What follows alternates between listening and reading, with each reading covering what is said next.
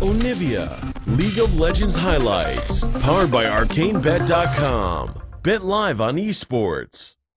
Lister on the side of ROX Tigers, so a lot of power in that bot lane, not one you want to overextend against. They're going to go respectful, so it will be the mid lane Karma. Pretty low damage comp, you'd have to say, from KT Rolster.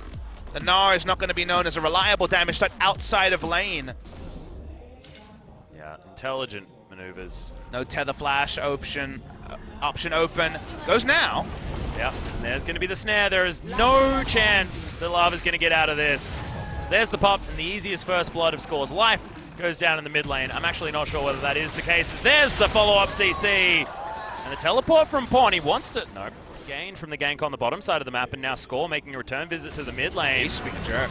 Oh, he certainly is. There's the flash knock-up. Lava, you are most certainly dead once again, and Target, the new guy, is certainly present, though, so he's going to wander back.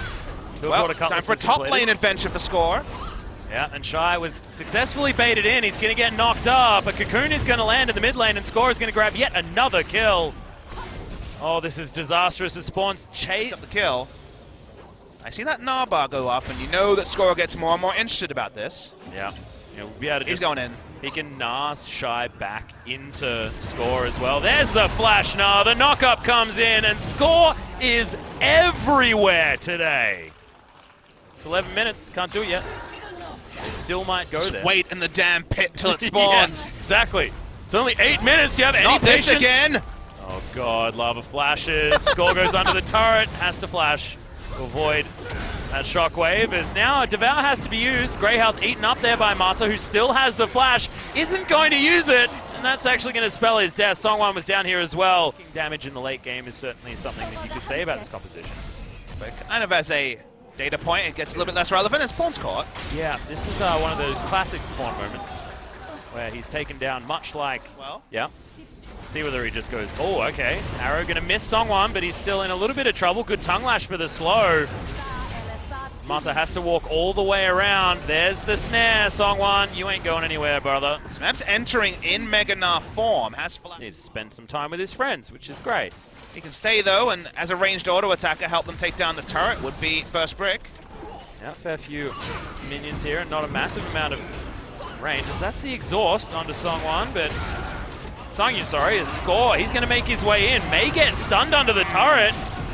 Okay, he's going to fall down. That's all too easy, and that is shutdown goal going to the Callista. I don't think any more could have gone wrong there, Papa Smithy.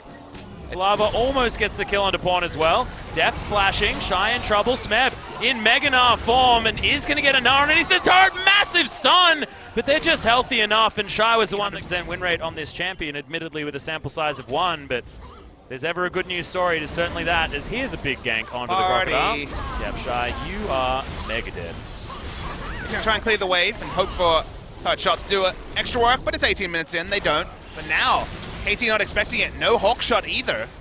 Yeah, Score is actually clearing out vision here as well. Hasn't actually discovered anything. And this is just going to go to the Tigers. There's not going to be an option because Rend is such a big deal. Songwan's going to lock down that Baron buff, and can KT actually get anything off the back of this? Doesn't look like it. Fate's call. Songyun wants to turn this around. They're looking for the pick onto Mata, and I think the call is to let the catfish go. The ROCs are all over this game. KT, I just don't...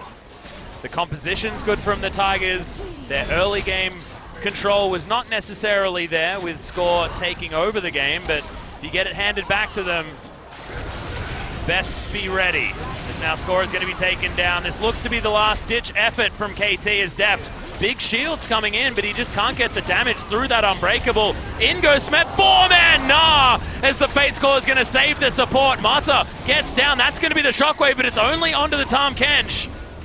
And at least Smeb is going to survive. These health bars are extraordinarily low. Pawn wants to capitalize. Very impressive, but key also, this Braum has been instrumental getting the bottom lane back into this series. This tower should fall pretty quickly, as it does. Oh, an arrow expertly dodged, actually, by the ROX Tigers. Thought that one was going to land. Prey Seeker also just going to fall all the way through. Mantra Q also not going to find the mark. ROX being very slippery, and now they're going to go for the engage. Smeb immediately destroyed. Redemption's going to be available. Cleans up the backline as far as the health bar, and Deft He's been exhausted. Two-man shockwave from Lava, and that is the performance we wanted. The debut, he finally gets, and on to the fountain goes Songwon. Okay, Score's going to be able to grab that kill, and that's going to be the Nexus falling down. Tigers answer back and even up the series against KT.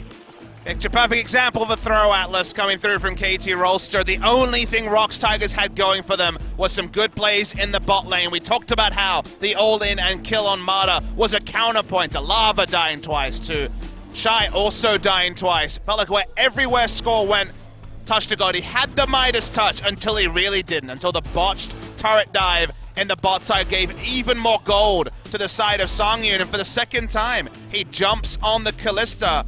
The Kalista definitely works out, and both his Kalista games have been against KT Rolster. He's 2-0 in games on the season. Yeah, and once again, it's Pawn picking up the karma and not necessarily having it. It was game 3 versus SKT that KT honestly didn't look like they were a part of that, especially after a certain amount in. A lot of it had to do with the Jhin face checking, but...